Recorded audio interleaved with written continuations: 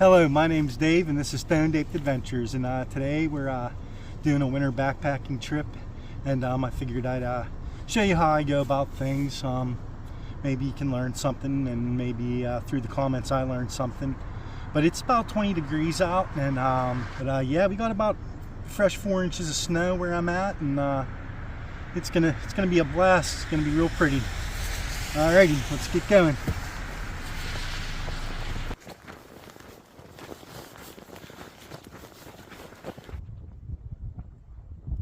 As usual, I'm fairly late to the woods. It's about 3 o'clock, and yeah, so there's someone down in here. There's some fresh prints in the snow. Definitely, I'd say within the last few hours, because it's pretty undisturbed, and we've had some wind gusts, and might get some squalls tonight.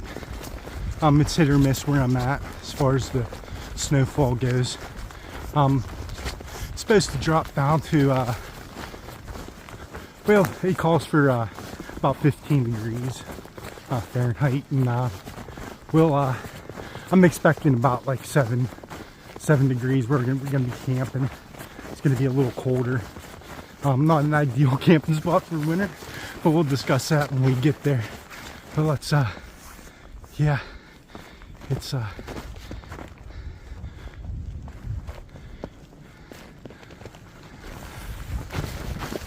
got more snow than I expected, which is super cool. I get to finally test out a lot of cold weather gear I bought this year, and but what we need to do is we need to find a big green mossy rock covered with snow, and let's go find it.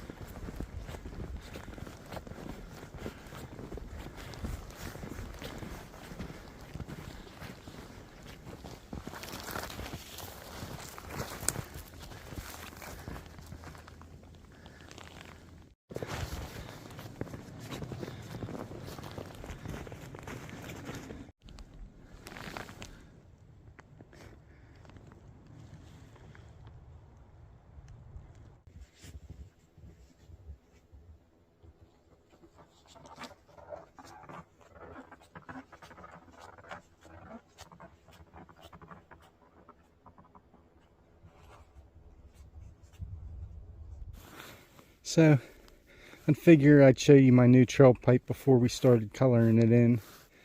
This is what it kind of looks like now. I went with a little smaller spoon, but yeah, it's kind of small, so we should be able to color that in this weekend. So let's find that mossy rock.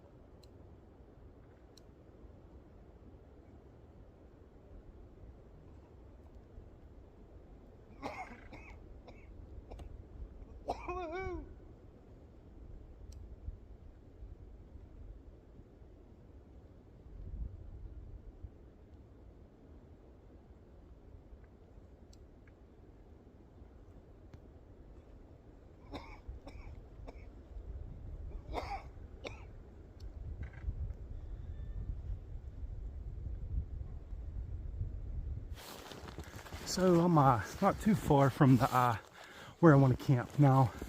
Someone is ahead of me. Like I said, it's been snowing pretty good. I can still see his prints, so I I don't know where he's camping, so hopefully not where I was gonna camp. There was a car in the parking lot, but all the footprints from that car was like going to the viewing area and not down in up in here. So I don't know if there's someone down here, or, well, I know there's someone down here, but I don't know if they're doing a bigger loop or had the same idea I had. But my guess is that they're gonna continue on from where I want to camp, because they're probably doing a bigger day here. So but man, it's hard to beat this winter backpacking. This this system that I changed this year, you know, I've talked about this in the other videos. This is the first like more cold weather test. It's definitely dropped probably 20 degrees. I'll have to check. I did bring a couple Bluetooth thermometers, but they're in my backpack, so they're turned on and they're recording, so I should check it real fast and see like how cold it is in my backpack. But I know it's wrapped up in the down, along with all my batteries and electronics to keep them warm. I don't wear gloves too often. My fingers don't get cold. I don't know if it's from all the winter ice fishing and steelhead fishing I've done in the past, but yeah, my hands, you know, down into the teens are fine. But it is, we got like, oh, maybe an hour and a half at the most worth of light. Good thing with all this snow though, it brightens, whoops, it brightens everything up. So let's get to the camping spot and I'll show you some more stuff along the way.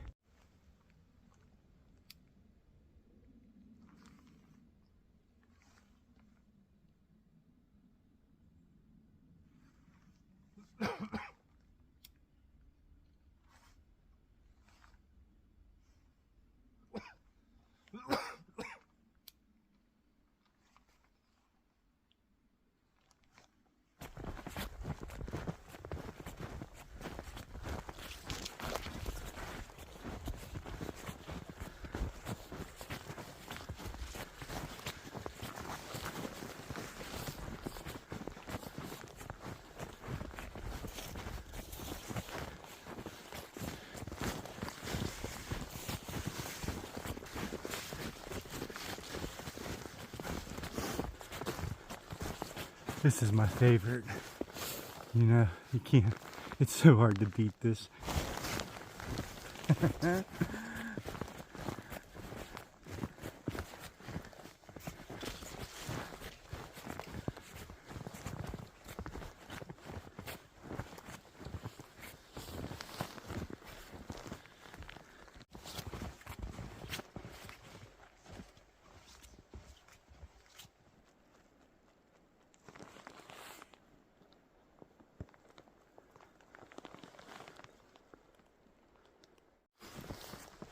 So this is truly one of my favorite fresh snow. I got so lucky.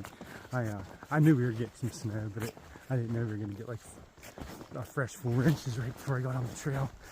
You can't, this section especially, you can't beat it. Like, it is absolutely gorgeous. It makes it all worthwhile, you know, even though it's cold and snowy and man, I can't, you know, I'm at a loss for words again.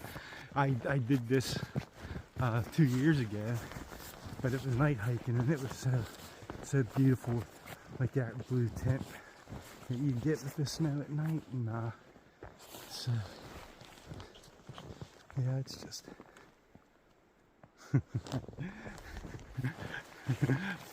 what kid don't love playing in the snow?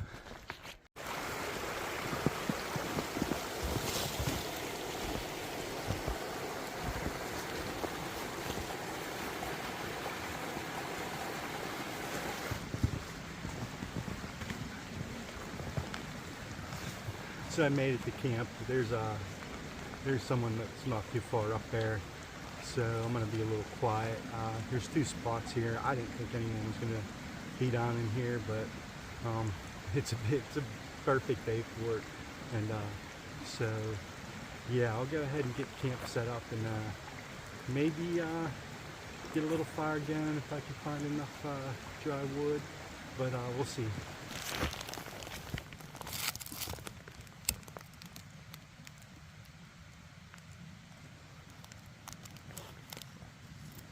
So I cheated a little bit and I brought in a bunch of fat wood. Well, not a bunch, but enough to boil my water, get a little fire going, just to, like I said, to cook my food.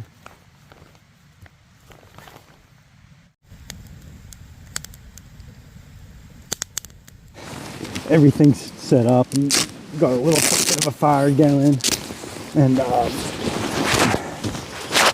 just to boil water.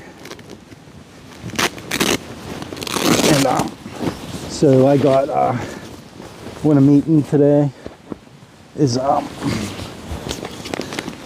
some more of the Trailbound Trail Magic. This is their latest recipe. It's Creole jambalaya, and yeah, so I'm gonna oh man, I'll show you. I'll try to show you what this looks like, but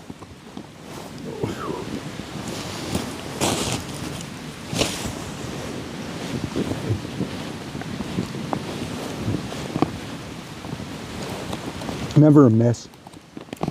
It's good, spicy. It's got pork and sausage and rice. I can't find my titanium spoon, so I just brought this spoon.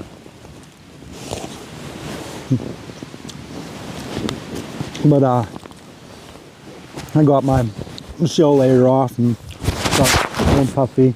It's 18 degrees, and I brought I only have a 20-degree bag, so I brought a 40-degree over quilt to put over top of it. I'll explain all that in the morning. But I'm going to go ahead, finish eating this wonderfully good food. Then I'm going to get into the sleeping bags, and I'll see you guys when we're all cuddled up. But I'll show you what we got going on here. It's really tasty.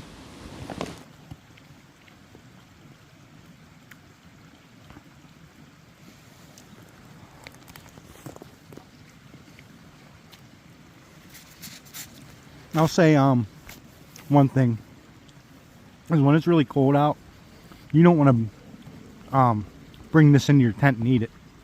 And you see all this steam? If you were to be eating this in your tent, this is all going to get in all your down. You're just going to put a lot of moisture in the tent, and that's something you really don't want to do. Well, I'm all snuggled up. I got a new pillow. I'll show you guys in the morning. It's kind of like a modification you can make to pretty much any inflatable pillow. And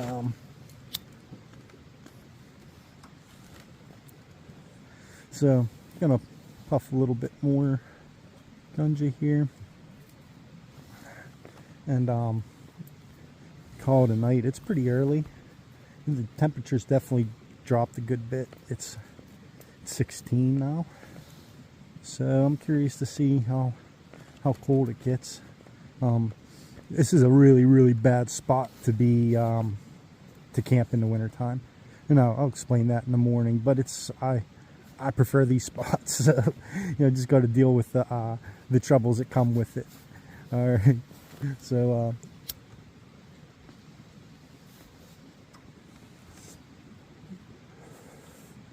we'll see you guys in the morning. Wakey bakey.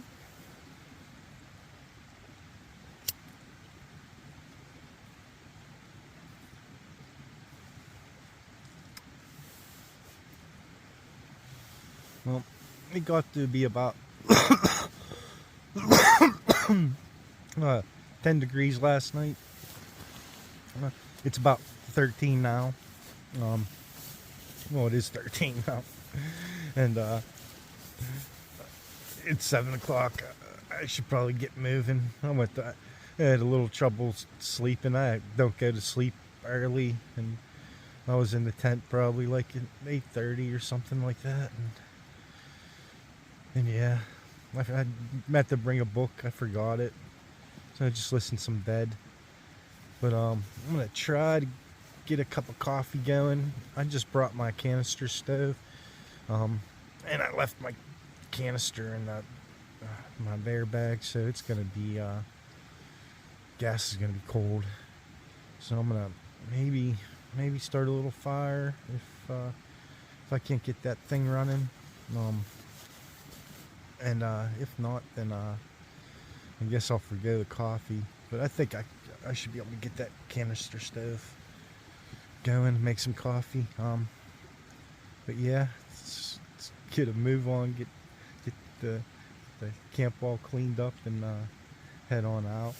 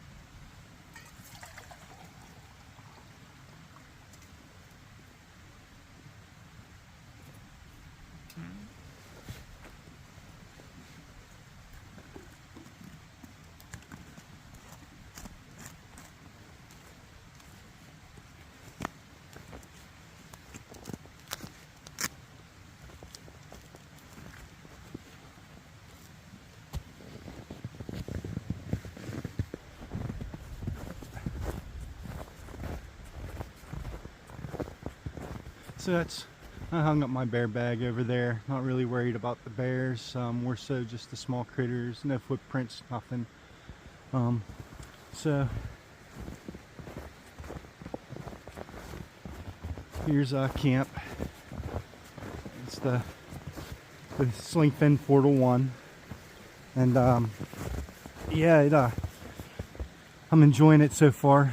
This is its first like real winter trip, and zero condensation, which is awesome because I'm in a really bad spot. You can see it's got a pretty small footprint, and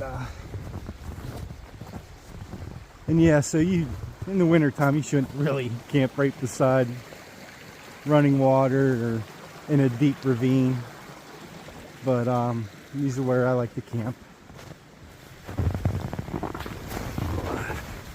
So almost got everything packed up. I wanted to show you a couple things, and tough one before we get out. But yeah, it's stayed like, it's 13 now, and it hit about once it hit about 13 degrees, it stayed there. I was expecting it to be a little bit colder, but yeah, I was snugly warm. I didn't really want to get out of the tent. I'm warm now, actually, but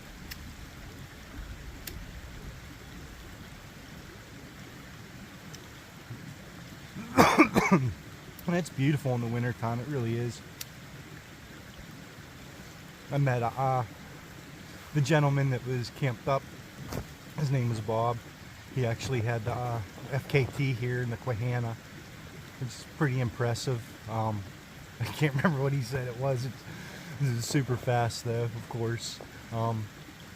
It's yeah, this loop's pretty grueling, and I props to him, because this is a tough trail, especially to do it fast. Lovely gentleman. We talked for a little bit, and you know, be bold, start cold, and you know, he didn't have too much on. He was talking to me. I could tell he was starting to get a little cold. He had to get moving, and I'm you know, I'll be doing the same thing, but I'm more along the lines of you know, remove the jacket before you start to sweat type of guy, instead of that whole I'll walk for the 10-15 minutes and take my jacket off. But I wanted to show you a couple things that I do different for winter. One is I forgo the smart water bottles.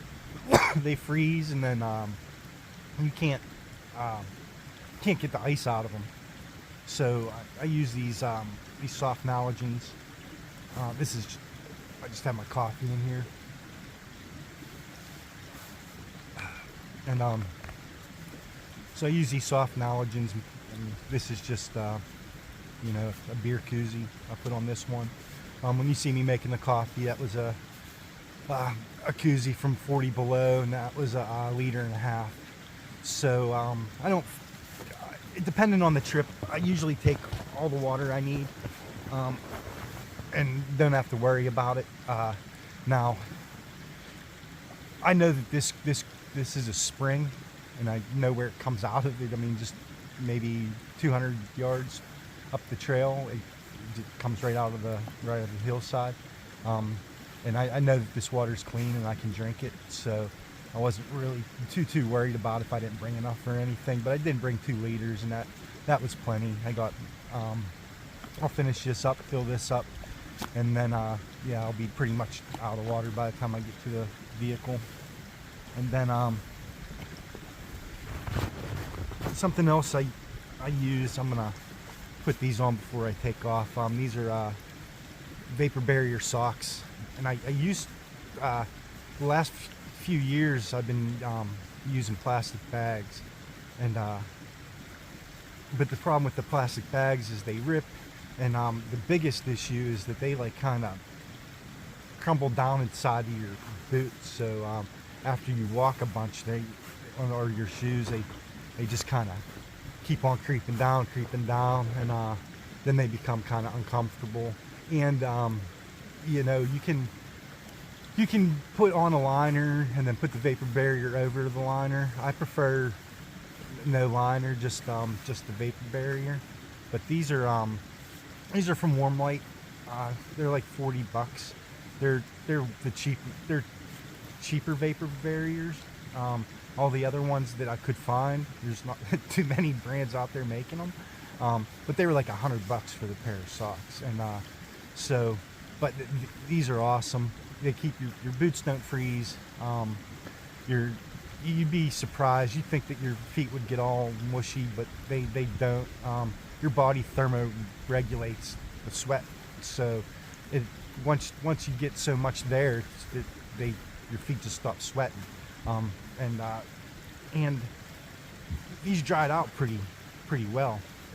Like they weren't frozen this morning whatsoever. So the moisture that must have evaporated pretty good out of them. But they keep your feet toasty warm, and like I said, you don't deal with frozen boots in the morning. Your socks don't get wet, and that's a game changer, because, like, you know, you don't need to, you know, if you handle things properly, the one pair of socks is fine. But those are 2 key things that I change in the winter to make life a little easier. You don't, when it's these temps, you don't want to use your filter. It will break, guaranteed. Even though that this water, like if I kept my water filter warm, and then in the process of me filtering the water, it would have broke some of those membranes and then squeeze filters. And then also, you know, if you do don't want to carry the water, you can always boil it, and you can, you know, use a treatment. But you got to watch, because a lot of those water treatments, they take longer depending on the temperature. So, you know, read up on that. Just don't assume that like you put your drops in and an hour later you have good water, because if it's super cold, it may take a little longer for that to happen. And then something else that I'm trying is I got this pillow topper, sort of. So this has 5 ounces of down in it. You can get as much down in it as you want. I'm thinking 4 ounces would have been all right, because I deflate the air pillows. So this is for my airhead, my Thermarest airhead, and so these are designed. You know, this is from Goose Feet Gear, and you can buy whatever size, and they tell you like which size fits, and so I found that this gives me like an extra inch, and I'm a side sleeper, and it's definitely been a change gamer for me. So the regular pillow top that came with this weighed 4 ounces, and this weighs 5.5. So for an 1.5 ounce difference, I get twice as much pillow, and this is like super comfortable too. This down topper, it doesn't compress like you think it would, because this air's piled up on the inside, and so it doesn't compress. In fact, I have to let some air out of this, and then but what I have found though is that, you know, when I am sleeping on my side, you know, my breath got the pillow topper wet a little bit, so you got to keep that in mind. But I mean, it goes down pretty small. I mean, this is probably, you know, for most people, a heavy pillow. It's 10.5 ounces. So I mean, it's probably on the heavy side for a lot of folks. For me, I don't get too concerned about weight. Nowadays, everything's so light. If you take what you need, even if you have all super heavy gear, you'll still be pretty lightweight, you know. If you don't take a bunch of extra stuff, then I highly doubt that you can get yourself over 25 pounds with all today's modern gear. And you know, that's the whole other thing, is that you know, when I hear the term traditional thrown around, everyone thinks heavy, but you know, backpackers have been trying to go lighter, stronger, faster since the beginning of it all. You know, that's why this puffy jacket was invented. That's why, you know, getting tunnel tent was invented. You know, all this stuff is all to make things lighter. And, you know, so it's more so along the technology, you know, calling somebody a traditional backpacker nowadays, unless they're like using stuff from the 90s today, which, you know, I'm sure there's plenty of folks out there, and there's nothing wrong with that. And but even then, you know, you're not talking that much weight if you just take what you need. You know, taking all the other little stuff is what really adds up. Not your gear. It doesn't matter really. Your weights is if you don't take any extra stuff, then you're gonna have a manageable weight, no problem. Even if you're buying, like I said, cheap gear, and you know, or if you're just buying heavy duty stuff that'll last a long time, you're still gonna be pretty light. You know, it wouldn't surprise me. You know, 20 pounds. I carry 25 at all times, so that's just what I weigh my bag to. If I take my fishing stuff, then I take my tarp. If I, you know, so it stays at 25 pounds. If I'm on a 3-day trip, I'm probably taking my tarp and you know, so knock weight off so I can get the food in, and you know, but once 4 days, then I move up. Then I'm starting to move up in weight, but up to about 3 days, I'm at 25 pounds regardless. Winter trips is more. I did end up carrying about 2 pounds that I didn't need this trip. I didn't have a fire. I took my saw. So you know, there's that. But it's going to be a lot lighter. And I also brought in, like last night when I started a fire, I brought in some fat wood, so it'd be quick and easy. I could get my water boiling fast and not have to mess around with like looking for wood. It's a little bit of a cheater fire, and that probably cost me about a pound. And but it's gone now, so I don't have to carry it out. But yeah, I thank you guys, and we'll see you on the next trip.